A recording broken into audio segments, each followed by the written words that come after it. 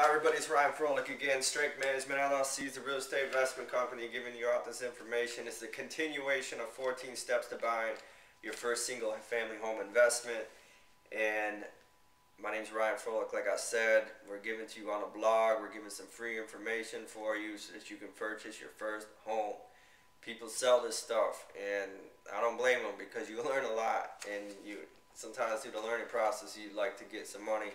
But I figured I would give some of this information out to you today just because, you know, it's what you do sometimes. You give out information, you'll get it back.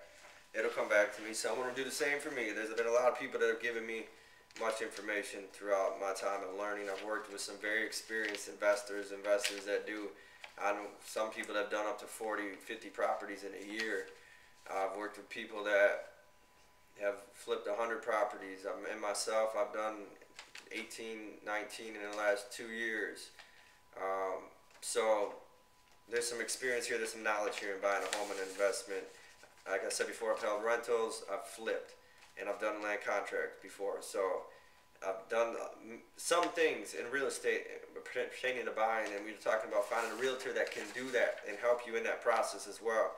If you're in the Macomb, Oakland County area and you need some help with that, I can assist you because I am a realtor.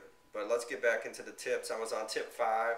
The first 4 tips I went through: strategy, knowing your market, the criteria of buying a home, about the house, the elements of a home that come together. That was step number 4, and we're going to continue off of 4 and try and hopefully maybe finish the rest of it today, which I think is reasonable and possible. But off of a home, we were talking about on the home, the elements that make up a home, and the importance to know the elements of a home so that when you buy your investment, you're not attached to the beautifulness of a home, but you know the elements of the home and what the market is. So when you walk in and you see the house, what elements it has, does it make up an investment for you, whether it's run down or beautiful at this point?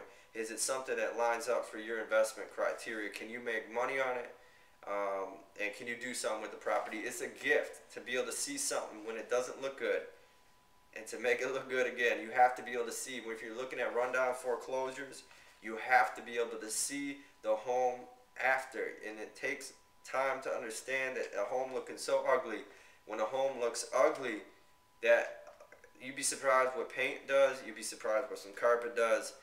It'll definitely clean up. If it smells a little bit, you will see what happens once you start getting some sawdust on the floor and the windows open and contractors working in the home, if they're doing the work or if you're doing the work.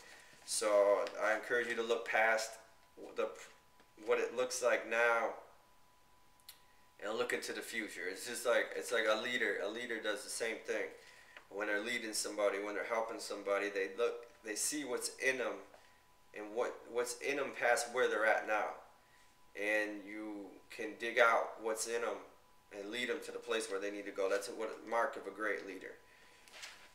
So we're going into the basement, which was step number 5. In the basement, the first thing I look at when I look at the foundations is we know we are going into a home that has a basement because it's in my criteria. The first thing I do, sorry, I was just reading my notes, but the first thing I do when I'm going to a home, when the door's open, I'm a realtor showing you the home.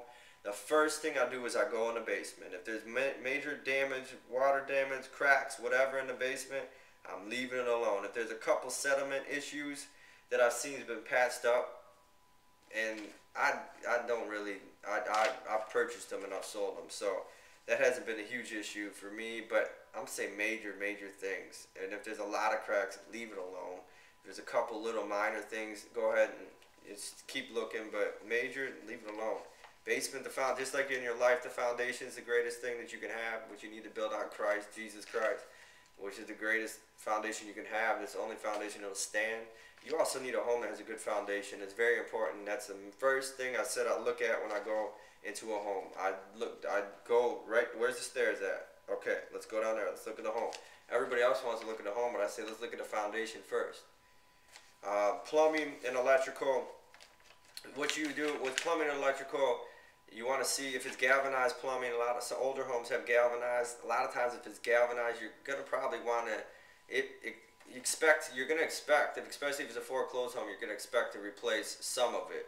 But if it's in the budget, just get rid of it, just gut it, put new PEX plumbing in. It's the it's almost like a PVC plumbing. It's legal now to put in. A lot of even newer home development are doing that as well. I encourage you just to replace it. It's easier.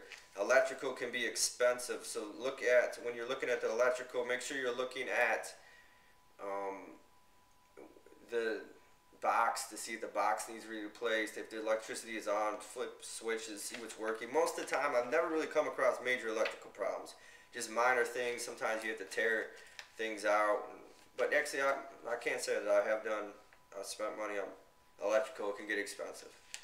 Make sure that you, if you're not experiencing that before you purchase the home, you might even have an electrician come out and check it out. If you're experiencing it, you'll know what it costs. Inside the plumbing and electrical, I also have water tanks and the furnace because that's in the basement. These are all in the basement where you'll find them. And so your water tank is estimated time that it'll last 18 to 20 years. It's really up in the air. Depends who makes it. If it's over 15 years, you just plan on probably replacing it. Most likely, I would. Either way, I would replace it. So check and make sure that it's the dates on it. You can find the dates on the not machine, but on the water tank, and there'll be a tag. It'll have dates on it. You'll get a rough idea of when it was put in there, and you can see if it's old or not. So you'll know if you have to replace it. To replace it, you can spend anywhere from $400 to $1,000, $600 to replace them. It's a big range. It just depends who you got working for you. You got good crews working for you, or have you not developed those relationships yet? Once you develop relationships, you can get things for cheaper. That's for sure. Furnace will last 15 years. It's about $1,200 to replace the furnace.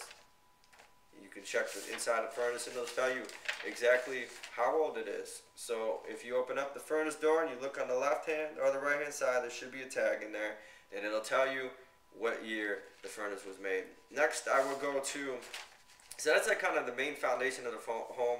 Step number 7, I have a kitchen, but I would actually probably not put it in that order, but we can put it, step number 7 is kitchen. 7 is when you're selling, if you're flipping a home, a kitchen is so important.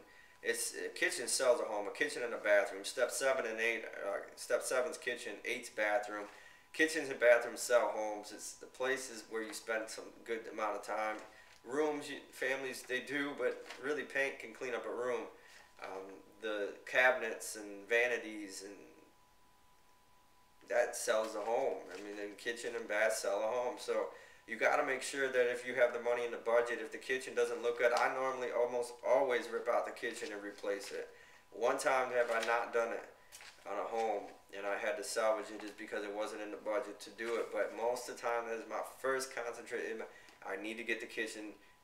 I need to get one and some major things to sell. If you can afford it, granite countertops. The people love them. It's modern. That's what they're looking for. If you can get granite countertops, cherry cabinets, or you can even do a coffee cabinet. But the granite sells. If you can afford to do the backsplash, put the backsplash in. I've done it many different ways. Ceramic tile. This is a thing that really makes the modern kitchen sell in a home when flipping a home. If you're doing a rental property, different though. That was for flipping a home. If you're looking to do a rental property, even hold on a land contract, I don't suggest doing the granite, and I don't suggest doing, if you can salvage it definitely. If this for flipping, you got them out. Rental is different. People don't treat, when they don't own something, they don't treat it the same way as if they own something. And so you can step down a notch. I'm not saying do bad quality work, but I'm saying, you know, if you can just make do, clean it up. Even if you can sand them down, resand them, refinish them, paint them, put a new countertop on with a new sink, not do granite, just do laminate. That's something that you could do, and I would suggest doing that over granite. I would never do granite in a rental property, put it that way. Even in a land contract property, maybe I would replace the cabinets if I had to, but I would never, because land contracts, people don't always fulfill them anyhow. That's another story. But they do. People do at the same time.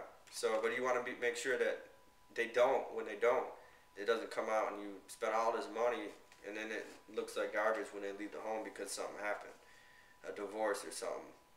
So, that's the kitchen. The bathroom, there's so many ways you can do a bathroom. I've done homes where the tile's there, but it's older, and you can have someone come in and repaint it and reglaze it. which is, I've seen many tubs. It gets expensive to rip out and put in new tubs.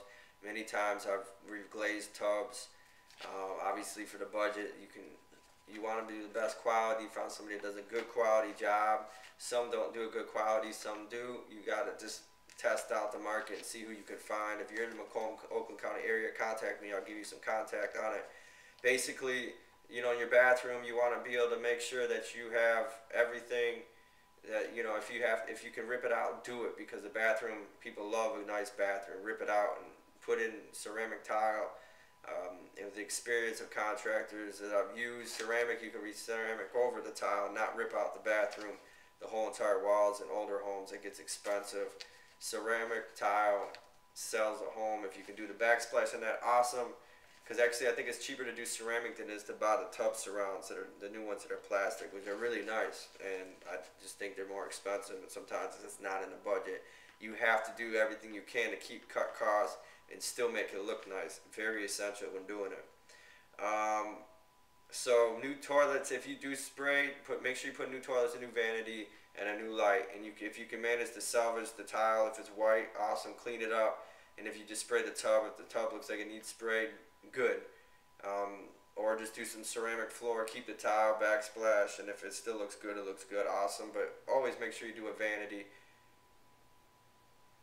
a new toilet, and probably a new light and medicine cabinet. It's really, I'm going to cut it off here, so I'm probably running out of time on the video. And then I'm going to continue with step 9 through 14. I should be able to get them on the next video. Again, my name is Ryan Froelich. Strength Management LLC is a real estate investment company. Been around since 2007. And we're going on 2011. So at the end of this year, I'm hoping that somebody that sees this video or moving in the next year can utilize this, apply it with wisdom, apply this knowledge with wisdom, and purchase your first investment home. This is 14 tips to buying your first single family home.